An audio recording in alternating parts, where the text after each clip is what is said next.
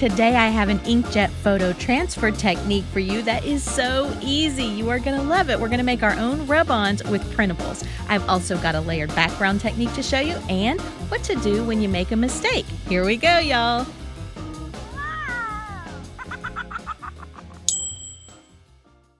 Well, hello and welcome to Pink Paper Peppermints. My name is Melissa and I'm so glad you're here. We are in week 2 of the My Heart of Thanksgiving journaling event and we are having so much fun. These are some of the pages that we've done so far. You can find all the information about how to join in with us in the description below. And this is a little pink jelly bow clip and an orange glitter bow clip from Ashley's Boutique on Etsy, and I will link that below as well. So today I'm going to show you a really fun technique, and I'm using die cuts from Goosekeeper Designs. She's partnering with me in the My Heart of Thanksgiving event, and these are some papers that I'm going to use. And the secret ingredient of this technique are inkjet transparencies. And you can purchase those in a big pack. That's how I like to purchase them because I use them a lot. But you can also purchase them in smaller packs because they are a little expensive. So you want to print on the rough side. There's a shiny side and there's a rough side, which is really hard to show in the video. But you want to print on the rough side. And you can see that I've done that here. You want to use it right away for this particular technique. Don't let it sit overnight or anything, or it's not going to work as well. And then you want to cut out your design. I've chosen those flowers there from Goosekeeper Designs. And I'm just sketching out a little coffee mug. I wanted it to look like the flowers were on a little coffee mug, so I'm sketching that out on an old book paper. And now I'm going to take my transparency, and before I lay it down, I'm just going to squirt it lightly with some water. And you don't want a big puddle of water, you just want a very light coating of water on your paper. And then you're going to lay your transparency piece down and you're going to rub it gently with the tips of your fingers and just make sure that all of the design is off. And as you peel it back, you'll be able to tell if you need to rub it some more.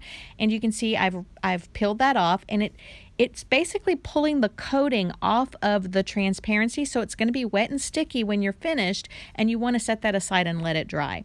So I'm doing another one here, and I'm going to flood it with water because I want to show you what happens when you put too much water. And I've flooded it with water, and you can see immediately as I rub, the design starts to break apart. You get little scratches in it, and it really just, the ink just starts to smush together and it breaks apart your design.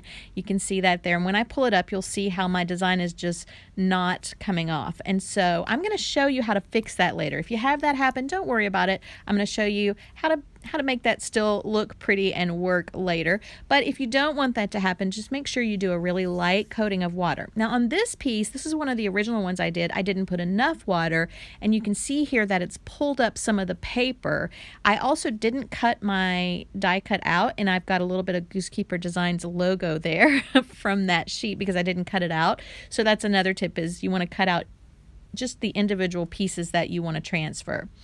So now I'm going to just do a little handle for my cup, and it's basically just a kind of a C shape, a backwards C shape that I'm doing, and putting that on my little cup of coffee. And then I'm going to color it in. I'm using these aqua pastels from Jane Davenport, which will be linked below. And I love these because they're like watercolors, but you have a lot more control because you can draw with them like you would a crayon. And so I'm just sketching it out here and then filling it in. I wanted it to kind of look like coffee swirled in my cup there. And then I'm going to use a Pentel aqua brush, and that's like a little brush that you can fill up with water.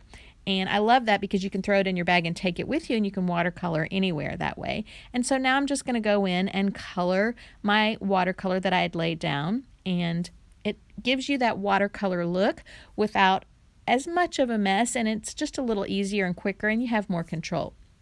These are some new Tombow brush markers that I just got, and I love these because they have kind of a hard brush tip, which means that you can do detail work with them.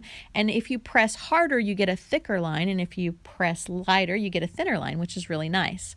So this is some pattern paper from my Heart of Thanksgiving journaling card collection. It comes with the journal cards, and I'm using this to do this background that we're going to do. And we're going to just tear strips of this. I've printed it on regular printer paper, and I'm just tearing strips. I'm going to crumple it up to give it some nice texture, and then I'm just going to cut off those little pieces of white that are from the top and bottoms of the paper.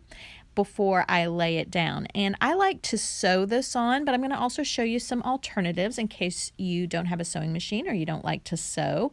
But basically what we're trying to do is just create a really nice textured layered background. And so I'm snipping off those white pieces, and I'm going to lay these strips down on my paper with some vintage fall ribbon in the center. I'm going to show you that here in just a minute. And I'm going to do this across both pages, but I'm just going to sew the first page. And you can see I've done that here. I've just done one straight stitch down the center of each strip. But let me show you, you can use adhesive or staples and you can get the same technique. Now you need to cut your strips longer when you do this because as you can see, you're just going to kind of bunch the paper up with the adhesive, and it's going to leave a little gap at the bottom if your strips are the same size. And that's okay. I'm going to show you how to fix that too. And so I'm doing the same thing here, only I'm using a stapler. I'm going to staple and then bunch and gather and staple and bunch and gather. And I'm going to get that same look that I got with my sewing machine without a sewing machine.